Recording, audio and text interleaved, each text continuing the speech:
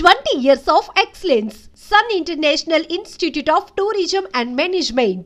ఈ మధ్య నాకు అనిపిస్తుందో అందరికి అనిపిస్తుందో తెలియదు కానీ జబర్దస్త్ అసలు పూర్తిగా పడిపోయింది. ఎవరు చూడట్లేదు, అంత ఇంట్రెస్ట్ ఎవరికి లేదు ఇప్పుడు. అప్పట్లో జబర్దస్త్ అంటే ఎంత వెయిట్ చేసి చూసారో, ఫ్రైడే, గురువారం, శుక్రవారం ఎంత వెయిట్ చేసి చూసారో, ఇప్పుడు అంత లేదు, అసలు ఎవరు పట్టించుకోవట్లేదు. ఎంతవరకు నిజం అంటారు? దీనికి నేను ఒకటి చెప్తాను. ఒకప్పుడు జబర్దస్త్ ఎలా ఉందో ఇప్పుడు జబర్దస్త్ అలాగే ఉంది. ఓకే, ఒకప్పుడు జనాలు ఎలా ఉన్నారు, ఇప్పుడు జనాలు అలా లేరు. ఇది రీజన్. మీకు అర్థమైందో లేదు ఇంకో కొంచెం క్లారిటీ అర్థమైంది. జబర్దస్త్ అప్పుడు ఎలా ఉందో ఇప్పుడు అలానే ఉంది. జనాలు అప్పుడు ఎలా ఉన్నారు, ఇప్పుడు అలా లేరు. అలా లేదు. సో ఒకప్పుడు ఏంటంటే జబర్దస్త్ స్టార్టింగ్ వచ్చిన టయానికి ఏ ఛానల్లో కూడా ఎక్కడ కూడా కామెడీ షో అనేది లేదు. జబర్దస్త్ ఒకటి కామెడీ షో. న్యూస్ ఛానల్లో న్యూస్ చేసేవారు, సీరియల్స్లో సీరియల్ చేసేవారు, ఏదైనా ఈవెంట్ వస్తే ఈవెంట్లు చేసేవారు, సింగింగ్లో సింగింగ్, డ్యాన్స్లో డ్యాన్స్ తప్ప ఇంకోటి లేదు. ప్రజెంట్ జనరేషన్ ఎలా అయిపోయిందంటే న్యూస్ ఛానల్లో కామెడీ, డ్యాన్స్లో కామెడీ, సింగింగ్లో కామెడీ, సీరియల్స్లో కామెడీ. ఈ కామెడీ సరిపోదనంటే ఇన్స్టాలో కామెడీ, రీల్స్లో కామెడీ, మా వ్లాగ్స్లో కామెడీ.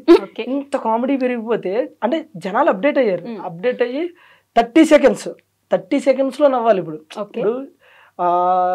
ఏమంటారు, జబర్దస్త్లో కామెడీ ఎంత ఉంటుందో ఇన్స్టాలో రీల్స్లో కూడా కొంతమంది క్రియేట్ చేసే కామెడీ అంత బాగుంటుంది. లైక్ 30 సెకండ్స్లో మనం నవ్వుతాం. అంటే ఇప్పుడు నీకు అంత ఇది వచ్చినప్పుడు, ఇప్పుడు జనరల్గా ఇప్పుడు మీరు ఉన్నారండి, ఎక్కడో ఊరు మొత్తంలో ఒక ప్లేస్లోనే బిర్యానీ ఉందనుకున్నప్పుడు మీకు ఇష్టమైతే ఏం చేస్తారు, తింటారు. ఇప్పుడు దాని ఆల్టర్నేటివ్ మీ ఇంటి పక్కన ఇంకోటి వచ్చినప్పుడు ఏం చేస్తారు, అంత దూరం వెళ్ళలేకో లేకపోతే ఇక్కడ కూడా బాగుందను మనం అడ్జస్ట్ అవుతాం కదా.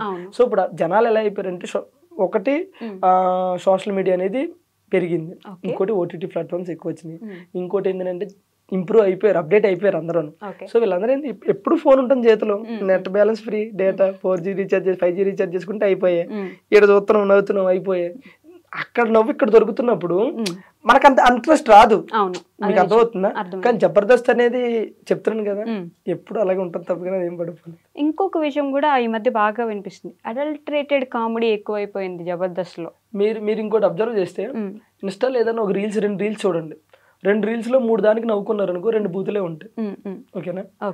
అట్లానే అది అడల్ట్ అని నేను అనట్లేదు. ఎక్కడో ఎవరో ఒక స్కిట్ లో చేసినప్పుడు, 2వ స్కిట్ లో చేసినప్పుడు, లేకపోతే ఒక స్కిట్ ఇప్పుడు దానికి అలా చెయ్యాలి తప్పదు. ఇప్పుడు ఒక గే స్కిట్ ఉంది అనుకో, గే స్కిట్ అదే చెయ్యాలి. గే చేసి అంటే నవ్వరు కదా, అర్థమవుతుందా?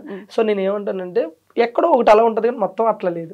అంటే ఇప్పుడు మీరు అన్నట్టు ఇన్స్టాగ్రామ్ లో రీల్ అనుకోండి, చూడకుండా ఆగిపోవచ్చు. జబర్దస్త్ ని సంవత్సరాల కొద్దీ టీవీ ముందు కూర్చొని నేను ఇప్పుడు అదే మీకు ఏం చెప్పాను, మొత్తం అది రాదు. మీరు ఎప్పుడైనా చూడండి, మీరు చెప్పండి పలానా స్కిట్ లో మొత్తం అదే ఉందని చెప్పండి, అది ఉండదు. ఆ పలానా స్కిట్ లో ఎక్కడో 1-2 ఆ 1-2 ప్రోమోలో వస్తాయి. మీరు ఫుల్ ఎపిసోడ్ ఏ రోజైనా చూసారా? మనం జస్ట్ సెపరేట్ ఎపిసోడ్స్ చూస్తాం. నువ్వు చూస్తావు, ఒక 100 మందిలో 90 మంది ప్రోమో వరకు చూస్తారు, 100లో 99 మంది ప్రోమో చూస్తారు. ఆ ప్రోమో చూసిన వాళ్ళు ఏమనుకుంటారు, ఆ 1 డైలాగు 2 డైలాగులు చూసి ఫిక్స్ అయిపోతారు. అంటే వాళ్ళకి పడిపోతే అక్కడ స్టాంపు, ఓహో ఇది ఇదేనని. కానీ అది కాదు. ఆ స్కిట్ లో అది అక్కడ మెయిన్ వచ్చి ఉండొచ్చు, కానీ వేరేది ఉంటది, అది చూడట్లేదు మీరు, అది చూడట్లేదు. బట్ ఉంది అనేది అయితే నేను చెప్తున్నాను కదా, ఎక్కడో ఒకటి రావచ్చండి. నేను అంటున్నది అది. ఇప్పుడు మనం ఇప్పుడు మనం ఇంటర్వ్యూ చేస్తున్నాం, ఎంత సాఫ్ట్ గా వెళ్ళినా మధ్యలో ఎక్కడ ఏదో చిన్న తగులుతుంది. ఈ తగిలిందని ప్రోమోలో చూసి మొత్తం అదే ఉంటది అనుకుని జడ్జ్ చేయడం కరెక్ట్ కాదు. సో అంత అలా జడ్జ్ చేయకుండా చూడాలి అంటారు మీరు. అంతే, అది చూస్తే బెటర్ కదా మాకు కొంచెం. ఈ మధ్య మళ్ళీ కొత్త స్కిట్లు ఏమైనా చేస్తున్నారు అంటే ఇంట్రెస్ట్ తెప్పించడానికి జనాలకి, మళ్ళీ జబర్దస్త్కి అంత పూర్వ వైభవం తీసుకురావడానికి ఏమైనా ప్రయత్నాలు చేస్తున్నారు? చాలా మార్పులు చేశారు. మానస్ అంటే యాంకరింగ్ లో మార్పులు వచ్చినాయి, జడ్జింగ్ లో మార్పులు వచ్చినాయి, టీమ్ లీడర్స్ లో కంటెస్టెంట్లు మార్పులు చేశారు, చాలా మార్పులు చేశారు. ఈ టీమ్ లీడర్స్ విషయానికి వస్తే, నేను ఈ మధ్య బాగా నాకు పర్టికులర్గా పర్సనల్గా విన్న విషయం, టీమ్ లీడర్సే డబ్బులు తీసేసుకుంటారు, వాళ్ళకి వచ్చిన వాళ్ళ టీంలో ఉన్న వాళ్ళకి డబ్బులు ఇవ్వరు, చాలా తక్కువ ఇస్తారు ఇచ్చిన అనే ఒక మాట విన్నాను నేను. అంటే బేసిక్గా ఇది ఒక్కటి రాంగ్. అంటే మేబీ అలా ఎవరన్నా ఉన్నారో లేదో నాకైతే తెలియదు. కానీ ఇప్పుడు నేను టీమ్ లీడర్, అన్నప్పుడు నా టీంలో మెయిన్ కంటెస్టెంట్లు ఉంటారు, ఒక 3-4. వాళ్ళ వరకు పేమెంట్లు ఖచ్చితంగా ఇప్పుడు నా ఫోన్లో ఇప్పుడు తీసి చూపించమన్నా చూపిస్తాను. ఏ షెడ్యూల్ అవగానే కొడతా ఉంటాను నేను అమౌంట్. వాళ్ళకి మనం ఎంత ఇప్పుడు ఆశ నా టీంలో చేస్తుంది అనుకో, ఫస్ట్ టైం ఆశ నేను నీకు నా టీంలో నువ్వు చేస్తున్నావు, నాకు ఎంత ఇచ్చారనేది పక్కన పెట్టు, నీకు నేను ఒక 5,000 ఇవ్వగలుగుతా ఎపిసోడ్కి, లేదు 2,000 ఇవ్వగలుగుతా, నీకు ఇష్టమైతేనే కదా నువ్వు ఓకే అంటావు. లేదు నాకు 5,000 కావాలని నువ్వు డిమాండ్ చేసావు అనుకో, సరే అంత కదా ఒక అండర్స్టాండింగ్ చేసుకుని వస్తాం కదా. ఆ అమౌంట్ షెడ్యూల్ అవ్వగానే ఎవరు పడితే ఎవరైనా సరే కొట్టేస్తారు అది. అందులో ఏదో టీమ్ లీడర్లు తక్కువ అలానే ఎక్కువ కాదు కదా.